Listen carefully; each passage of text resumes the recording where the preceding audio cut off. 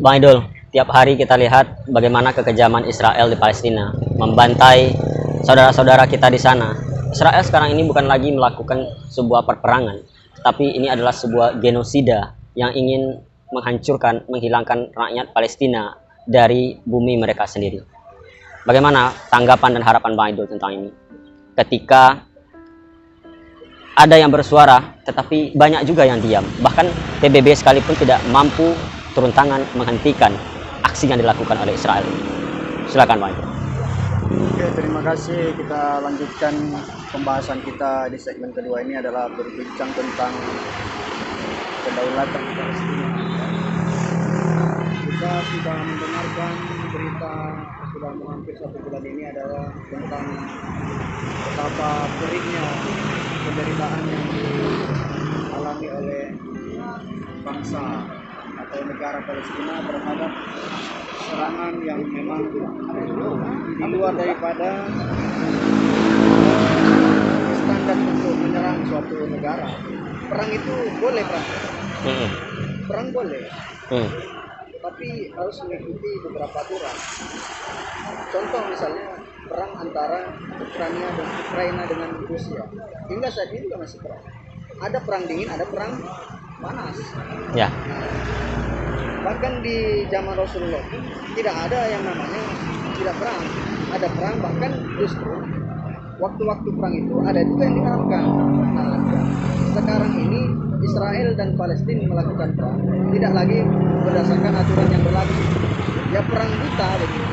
Perang yang memang mengklaim bahwasanya itu sudah hak saya. Kalian mau nggak mau harus keluar dari sini. Bagaimanapun cara yang kami lakukan itu hak kami. Tidak lagi berlandaskan aturan yang dipakai sebuah kedaulatan negara, yaitu yang sebagai wasitnya adalah PBB. Wasit sekarang kan PBB. Dan terjadilah banyak pelanggaran. Dan sekarang ini pun wasit itu kan dimanapun wasit itu selalu ada yang berpihak ke kanan, ada berpihak ke kiri. Jarang sekali kita menemui wasit itu di tengah.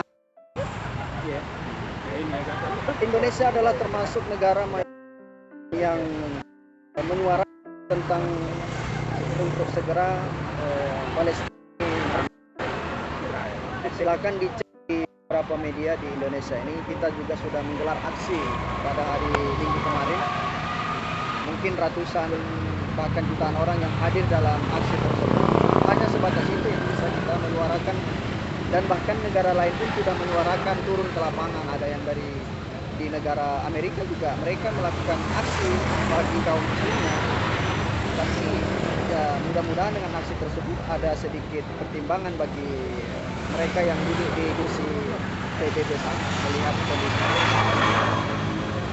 Banyaknya jumlah orang belum tentu salah satu standar untuk memenangkan sebuah konflik. Sedikit jumlahnya tapi fatal untuk orang yang lawannya itu.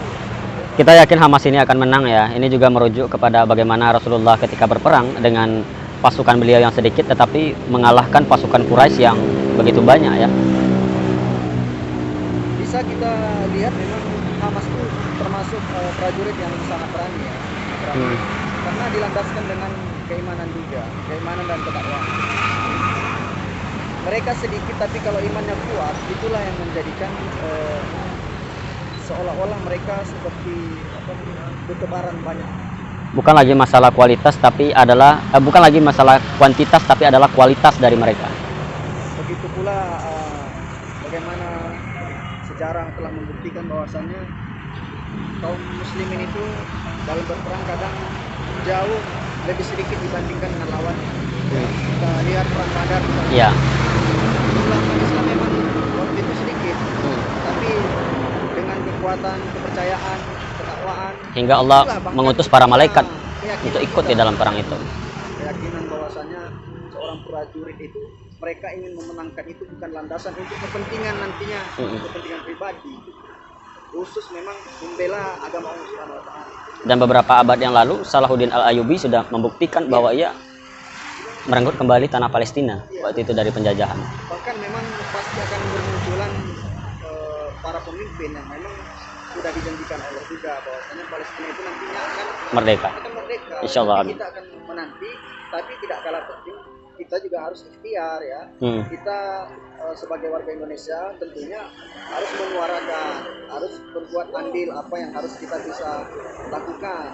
Kalau kita seorang pengusaha besar, dengan adanya harta kita, ya infakkanlah harta kita itu sebagian untuk mendorong kemajuan atau kemerdekaan Palestina. Jadi pantunnya gini, orang kaya yang cinta Palestina infak dulu 1 juta gitu. Ya itu tadi, orang kaya itu memiliki harta, jihadnya Dengan hartanya. harta tadi. Karena kalau dia berangkat mungkin dibatasi untuk saat ini. Ya. Kalau perang zaman dulu kan nggak ada dibatasi kan. Kalau kita misalnya mau perang di suatu wilayah, kalau sudah ada ketentuannya disuruh perang. Nggak ada batasan imigrasi, paspor. Kalau sekarang kan sudah dibatasi. Kira-kira Bang Idul, kalau tidak ada batasan, tidak harus melalui imigrasi, harus pergi ke Palestina. Apakah Bang Idul salah satu dari mujahid yang akan berangkat ke Saya sana? termasuk salah satu orang yang ikut berangkat ke sana, mungkin sama Syarwan juga. Allahu Akbar. Artinya apa? Kita yang jauh di sini keterbatasan akses untuk berangkat ke sana. Masuk ke sana. Jangankan kita yang di sini, tetangga kita yang berada di Mesir sekalipun itu tidak bisa semena-mena untuk Bisa masuk. ke sana. Karena apa? Ya itu tadi, kepentingan negara itu. Ya memang ini sebuah sudah diatur sedemikian rupa ya untuk membatasi ini. Jangankan itu Bang Rio, kita sudah memberikan sumbangsi berupa sembako, kebutuhan, alat kesehatan. Itu tidak bisa landasannya langsung ke Palestina. Himbauan tegas dari seorang Idul Fitri Harahap untuk negara-negara Muslim dan PBB terhadap aksi mereka untuk Palestina ini. Negara Muslim jangan pernah berhenti menyuarakan, mendukung kemerdekaan Palestina. Hingga pada saatnya Israel itu menyerah dengan membalikkan mukanya. Dan harapannya adalah Israel itu kembali lagi pada asal muasal, di mana mereka itu tidak memiliki apa-apa di negara itu. Caranya adalah negara Muslim betul-betul memang harus menjadi kompak utama di sini. Support. Pemimpin kita menyuarakan kepada masyarakatnya untuk mendukung penuh tentang Palestina. Contoh misalnya presiden kita, tidak ada salahnya kalau misalnya para ulama, para kiai atau para TNI untuk senantiasa menyuarakan kemerdekaan Palestina sebagaimana mereka telah menyuarakan kemerdekaan terhadap Indonesia. Salah satu negara yang lebih dulu mengakui Indonesia. Ya, jadi itu kan sebuah kata aja berpengaruh terhadap masyarakat kita ini. Dan kita harus mempertahankan bahwasanya negara kita menyuarakan bahwasanya penjajahan di atas dunia itu harus dihapuskan. Ya, itu salah satu yang tercantum di dalam undang-undang kita. Sehingga bukan hanya dengan kata-kata tersebut, tapi pelaksanaannya juga ada. Ketika misalnya diadakan sebuah orasi tentang Palestina didukung oleh pemerintah, jangan malah dibatasi, tidak boleh di sini menyuarakan tentang untuk orang-orang Indonesia, tetapi mereka berpihak kepada Zionis Israel. Itu tidak sedikit, Maidul, di Indonesia. Banyak juga yang membela. Apa tanggapan Maidul? Itu karena mereka tidak tahu, yang pertama adalah sejarah tentang Palestina. Yang kedua adalah mereka hanya membuat sebuah pernyataan itu untuk membangkitkan media mereka sendiri. Karena ketika dia pro terhadap Israel, semakin banyak yang menonton videonya, bahkan semakin menguntungkan untuk konten dia.